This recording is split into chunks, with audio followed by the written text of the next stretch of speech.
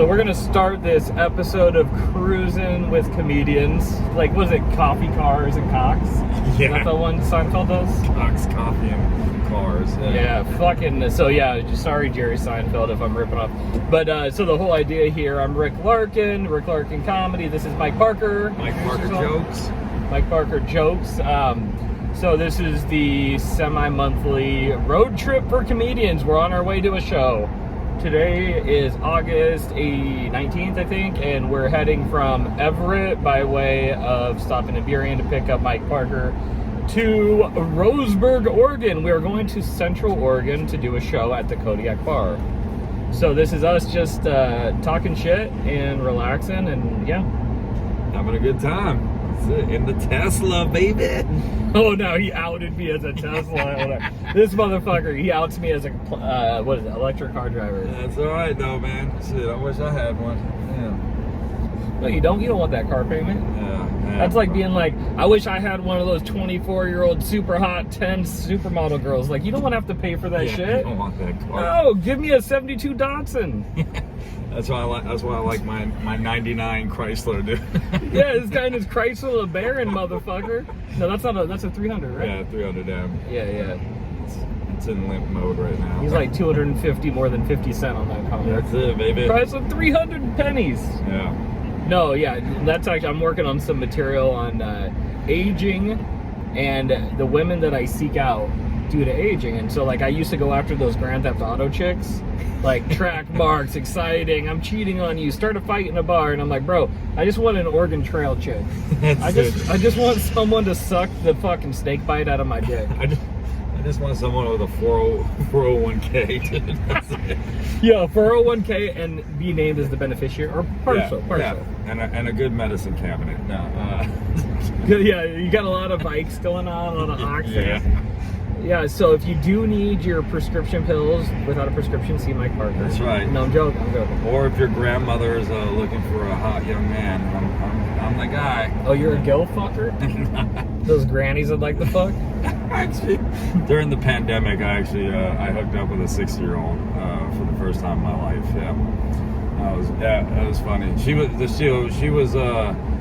looked good, man. I'm not gonna lie. For a 6-year-old, she was an old time model, dude, and you know. Wait, a model as an old timer, or she used to be a model back in the day? Yeah, she used to be a model back in the day, and I met her on the website, and you know, again, it was the pandemic, everything was weird, so it's totally acceptable, right? And then after we hooked up, she made me cookies, so that was dope. So did you ask her about anal, and she said it depends? Yeah. No, she was very positive about that.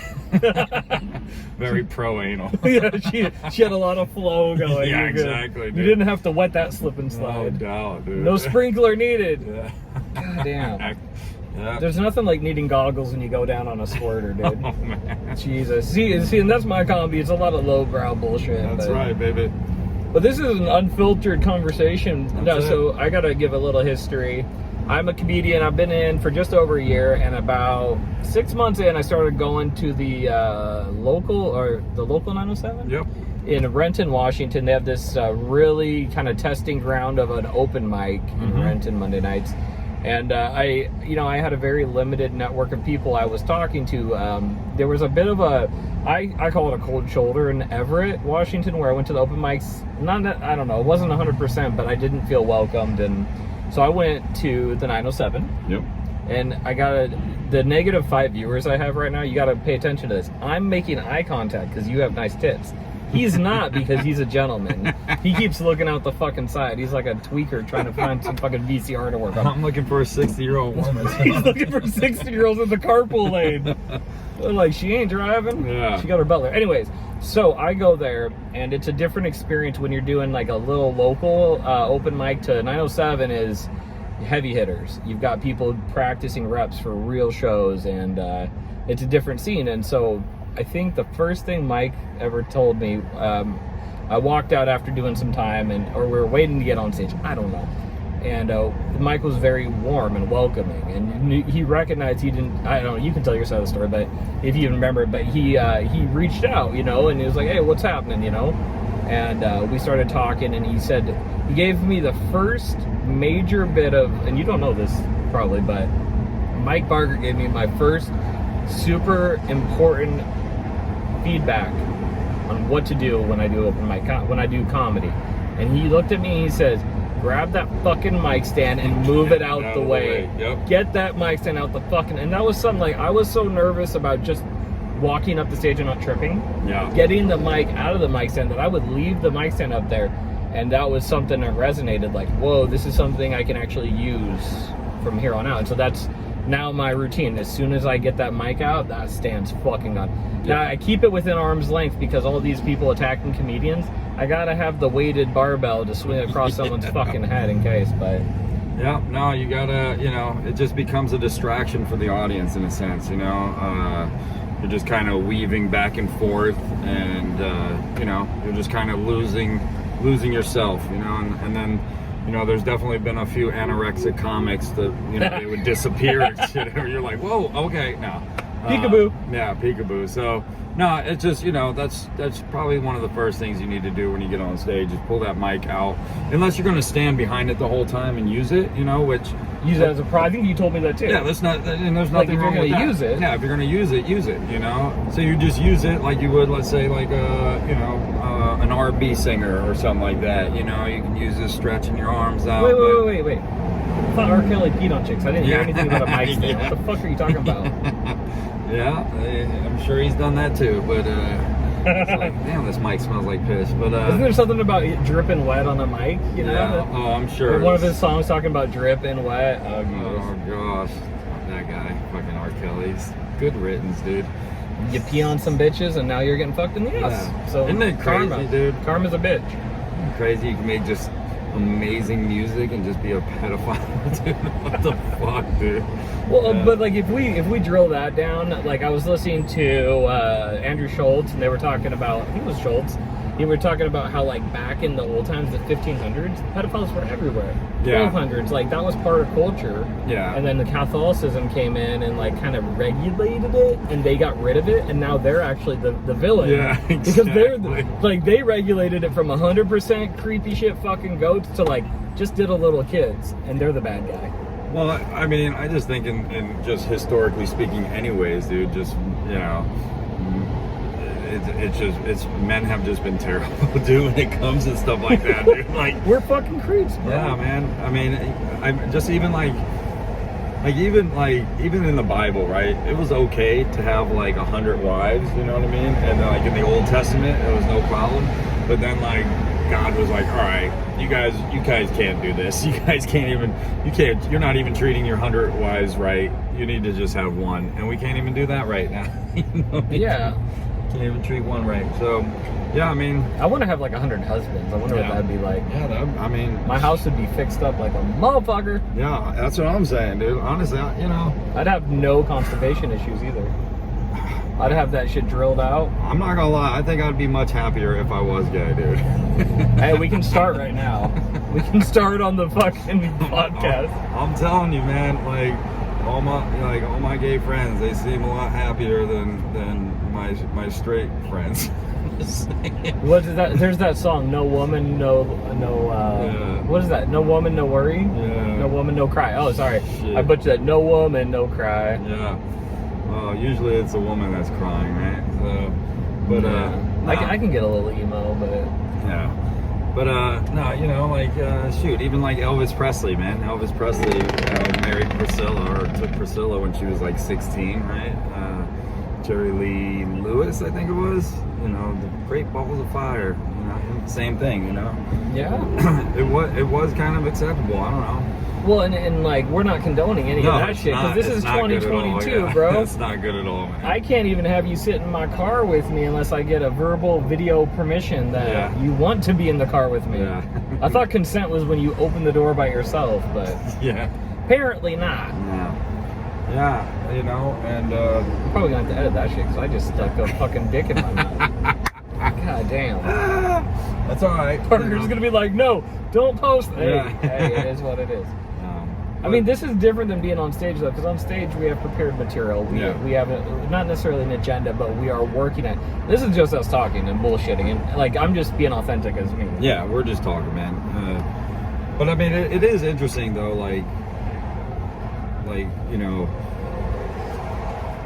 just like even just saying like 18-year-old, like even as a 43-year-old, you know, and I'm like, dude, that's just even that is just too young. You know what I mean? Like. Dude, they're so dumb. I know. It's just, I don't know.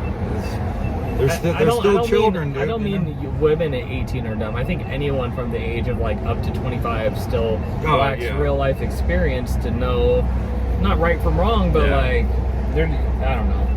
It's just maturity and it's life lessons and you know, but. Yeah, I don't know, man. It's crazy, like how you can go from saying one age, meaning, and I mean, I guess you have to do that, right? Because at what point does it, you know? Otherwise, it's open range on everybody, right? Like, but it's just weird saying like, okay, at 17, you're not legal, and then to say, okay, just now you hit 1 year extra, now you're legal in a sense, right? So you magically can do porn. You can magically make effective decisions. Yeah, dude. Oh my god. I wonder what the statistic is for 18 to 24-year-olds and their debt from credit cards. Like, is that the money pot for credit card companies? Yeah. Get these kids. They got me. Let them bury themselves in. I went to spring break, dude, my senior year, and I just turned 18, and they got me a credit card right away. Boom, $500 limit. I maxed that thing right out. Went out with my friends. I was like, I'm rich.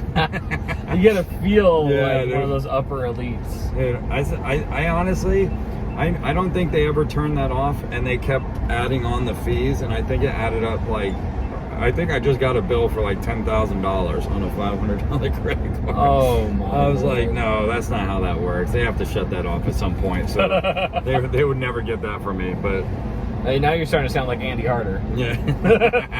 Andy Harder. Shout out to Andy Harder. Shout out to Andy Harder. His fucking credit card bits are fucking He's awesome. Great, dude. That's more of an act as opposed to like a single bit. That's a whole fucking. It's true though, man. It's true. You know, that's the thing about credit, dude. You can rack up everything and then just fucking pay $1,500 to claim bankruptcy and then boom, you're getting credit cards again. Yeah, I actually went through a bankruptcy because I went through a brutal divorce. Yeah. And fucking now I got credit cards all over the place I can use, and that shit's hard, man. So let's like going back to like when we first met in the 907, like, you know, get the mic out the fucking way, like, you know, just be up there. So what attracted me to Mike Parker, and I'm not embarrassed to say that, was like this friendliness, warmth. It was a welcoming spirit of like, you're a comic.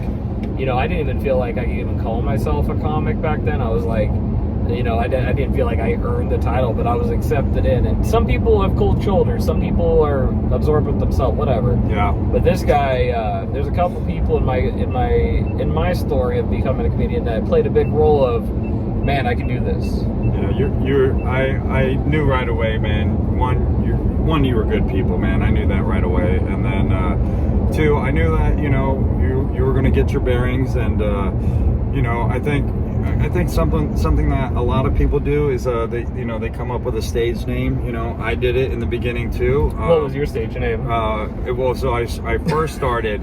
It was Dick Fitzwell, and then and then I changed it to Richard because I wanted it to sound more professional, and so it was Richard Fitzwell. And then I realized like.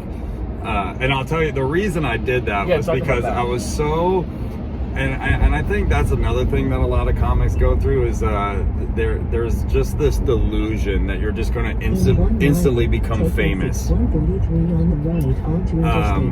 know, like you're going to go to an open mic, you're gonna crush this open mic, and there's going to be all these producers there, and they're going to be like, oh my gosh, we're going to put you on Netflix, and so. And I think that's a, you know, semi-reasonable delusion that people may have when they don't, you know, when they see their famous, you know, their favorite comedians, you know, they're like, oh, I can do that. And then, but they don't understand that, like, it takes years, sometimes decades, If you actually listen to the testimony of your favorite comics, even like Kevin Hart, you know, who really blew up within the last 10 years. You know, he started at 18. Dave Chappelle started at 14. But also those guys were in cities that, you know, and they were hilarious. So, you know, but it took them years to get to where they were, you know. Some people never get to where those guys will ever be, and sometimes they spend 30 years just to be able to get paid $300 to $500 for an hour. So, you know, so I had this delusion that I was going to be this superstar. So the reason I came up with this name was because I didn't. You want to protect yourself? Yeah, I didn't want to be out in public, and I didn't want people to harass me or bother me. And so the idea was they're going to be like, "Oh my gosh, you're Richard Fitzwell," and I was going to be like, "No, I'm not. I'm Mike Parker, dude." Like, I get that all the time. You know what I mean? Kind of situation. So, yeah. So that, but then. You know, that I dropped that after a while. And, like, how long do you think it went before you dropped it? I probably had on, you know, so I probably held on to it for maybe a year, if that. I also, you know, I made merchandise with it, shirts and everything, but you know, and I think I will revisit that character one day, you know, because again, a lot of my stuff on stage is an act, and it's a character sometimes that I'm playing on stage, and an embellished version of me per se, and you know, and I'm working towards being more authentic and more realistic, and I think that's also an issue where, like, you know, some comics don't really appreciate my shit, you know, or me as a person, because they think who I am on stage is who I am off stage. And yeah. So like that aura that you bring on stage, you're like, oh, this guy's a fucking douchebag. This guy's fucking drowning girls off his boat. He's running into his girlfriend with that. Only happened once, and it hasn't been proven yet. Exactly. You know, they haven't found her. The Gators take care of that in Florida. Yeah, dude, I mean, you know, I have joke, like, oh, and that was another thing too. When I started, you know, I was making up, you know, my jokes. I was writing about fake family members because I didn't want to get my family involved into my comedy, you know, and because you were going to hit it big, and they were going to have blowback. Yeah, right? Exactly. So, you know, I tell a joke about, like, my sister's kid, you know, quote unquote, my niece. Well, I don't have a niece. You know what I mean? Like, she's never had kids. You know, I have nieces, but they're my brother's niece. You know, but I love my nieces, you know, I love my little nephew and stuff. So I would never call them a bitch, you know, like I did with my 7-year-old niece, which that joke is almost 7 years old. So she's 14 by now. Oh shit. So she's really a bitch. No. She's earned that moniker of bitchness. Yeah. No. Well, and it's funny because I haven't really talked to too many people about staging. So my stage name, when I started, it was like, first time on stage was Rick Larkin, whatever, you know, Richard or whatever the fuck it was. And then I was at a comedy show, and I thought it was Big Sal, but it must have been another comedian. A black comic came up, and he was a good comic. And after I got off stage, I felt like I finally got a little bit of props for being funny. And he said, "My man, White Boy Rick." And I was like, God damn it, you know what? I'm gonna fucking use it. Like, because like the idea of getting a cool nickname is one thing, but giving it to yourself is poser. That's lame, but you don't give yourself a nickname. And so I grabbed that and I ran with it for, I don't know, 6 months or something. And so then I got hooked up with Amanda Wilhelm at Joke Masters Comedy, and she saw my material. I applied to be part of her crew of doing shows. Yeah. And she goes, okay, here's the deal. I'm getting blowback because people are saying I don't book women, I don't book ethnic comics or different races. She's like, I can't have you on my poster as White Boy Rick. Yeah. And I'm not attached to the name, and I was like, look, put me on as whatever helps our art go. I don't want someone not to buy a ticket because they think there's any racial bullshit in that, because I'm not racist at fucking all. Of course not. And so as soon as I removed that, I realized I was using it kind of as a cloak to protect myself. my thinking was actually exactly what you said, which is funny, which is, I'm going to hit it big. I need to have a stage name. I'm a professional. I work in the hospital, so I don't want my name out there, right? Yeah. That was kind of the rationalization, but in hindsight, I think it gave me a shield to stand behind. Yeah. Like, hey, I'm White Boy Rick. I'm a character. What's up, motherfucker? Yeah, yeah. And in the last year, I've learned that's not needed. Yeah. And I get to own my shit, and I get to be myself. And so I just go by Rick Larkin, because that's who the fuck I am. And for better or worse, you know? Yeah. And I agree, you know, and I think too, like, you'll get like a little side eye from comics as well, being like, oh, White Boy Rick, and then they're gonna like say little snickers or things, you know, to kind of try to clown or tear you down per se, right? And so, you know, it's just you know, one thing I've learned too, again, that's why I dropped the whole Richard Fitzwell thing, was like, just try to be yourself as much as possible, right? And I guess that was something, you know, your jokes all don't have to be, you know, personal material. You could definitely write jokes that, you know, like I said, I make up family members, you know, you can definitely do that, but just go by your name, right? Just be you. And yeah. But I am gonna revisit the Richard Fitzwell thing, not so much for me as a stage person, but the clothing line was, you know, if it fits well, wear it, you know. So yeah, dude, I had 30 shirts printed, like different Was this things. your first year? Yeah, and that's another thing too. See, like, I started making my own shirts my first year, and I'm like, yeah, but that's good. You know, there's nothing wrong with that either. You know, if you got it and you can get it, man, like that's a good way to make money. You know, I just haven't figured out really a good merch idea for Mike Parker yet. You know, so that's why I think I just might revisit. Plan B pills? Yeah, exactly. No, dude. not Plan B pills. Sorry. Yeah, the Plan B is right, man. Move out of state and change your name. But yeah, well, and like I made these. I'm like, oh, I'm gonna sell these shirts, and I talked with a comedian. I'm dropping names, but Amos Mack, this comedian, and he was giving me an hour after a show of just like his experience. Yeah. He was telling me what was going on, and he goes, think about this, like, you're the host. Who's gonna come buy your shit?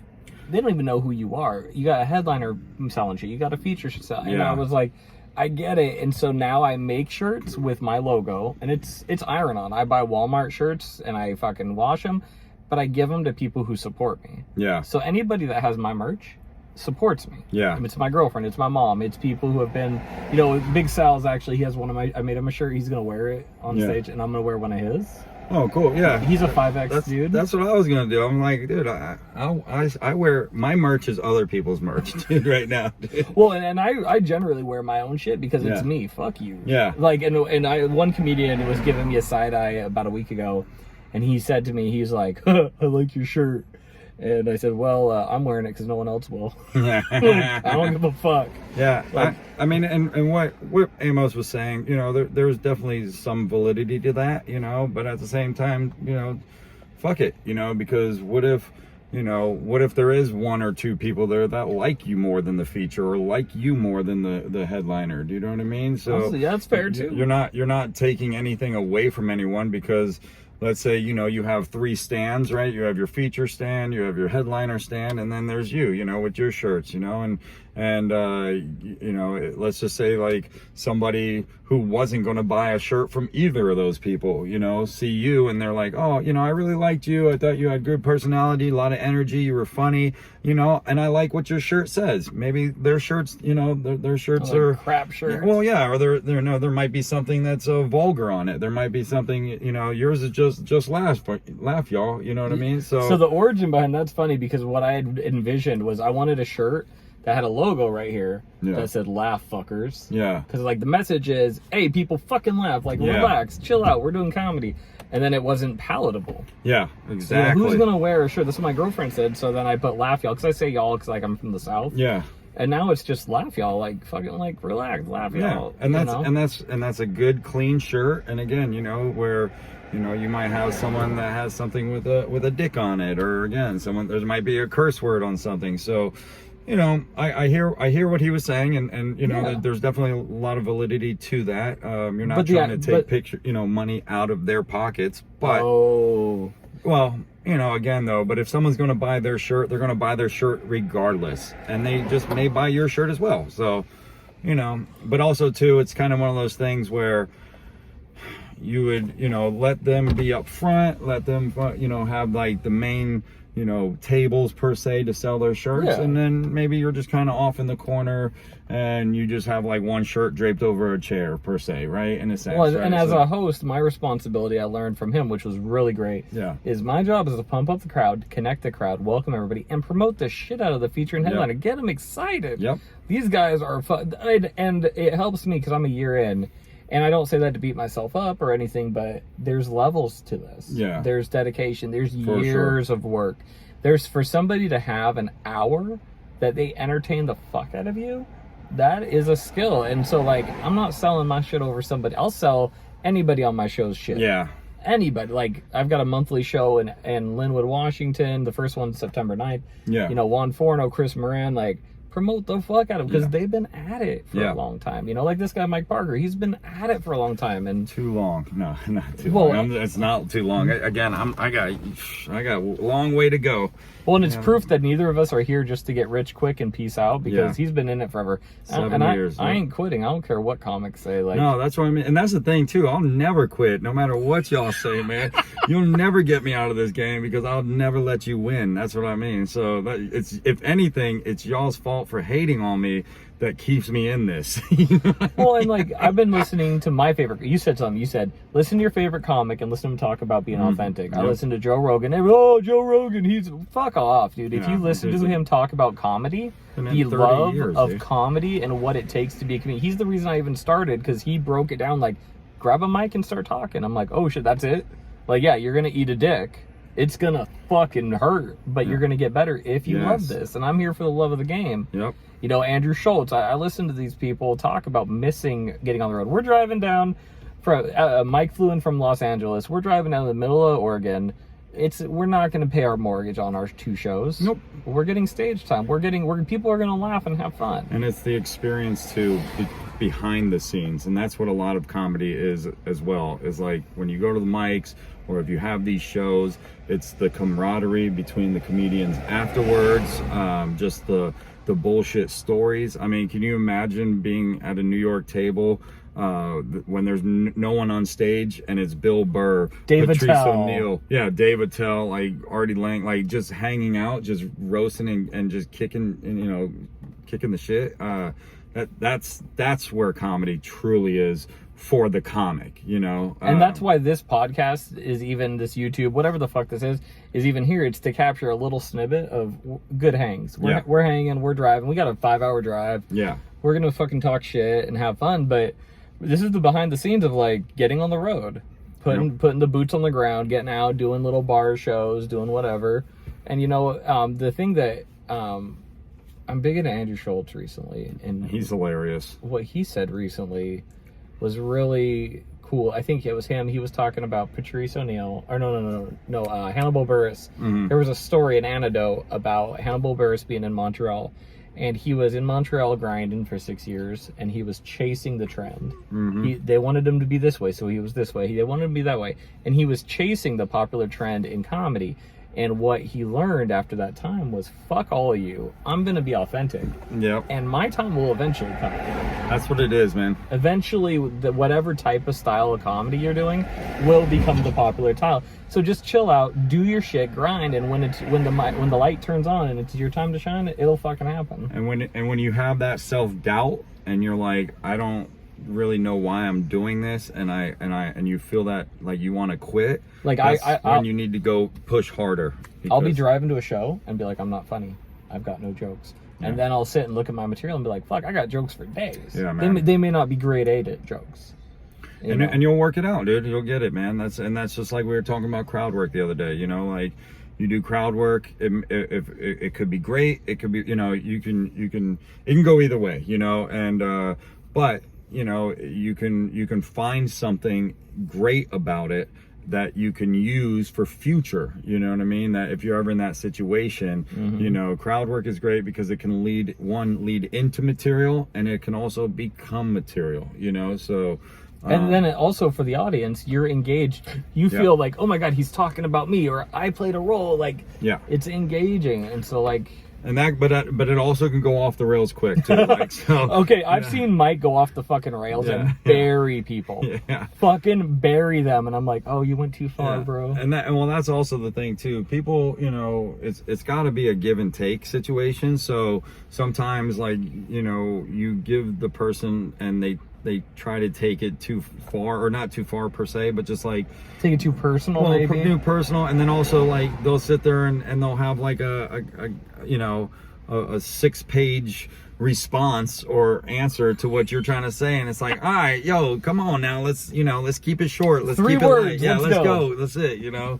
What do you do for a living? Oh, I'm an architect. Cool. Not, well, I went to college to go do this, and then I went there to, you know, then I learned this, and you must like, not be employed because you talking too much, bro. Like, shut up. Who the fuck's gonna hire you? Yeah, so you know, you want if you're gonna do crowd work, you want that banter back and forth. Do you ever feel like you go, like, I've seen you go and I've gone in. Have you felt bad like that you've gone too far? Oh yeah, of course, man. And that's the thing too. Like, and if you ever seen me, and I do go in on somebody, I usually afterwards go up to the table or up to the people, and I laugh about it, and I go, hey, I was just messing with you, you know. I was just like, oh, I'm just messing with you. I'm just, you know, it's a character, you know, blah blah blah. Because we don't want people offended. We don't want people thinking we're like. I actually started doing that whenever I do crowd work, even if it's not bad. Yeah. As soon as I get off stage, I'll go up like, hey, thanks for playing along, and shake their hand. Just even if it's not bad. And I think I picked that up from you. Yeah, I do it about, like I said, I would say like 95% of the time they're like,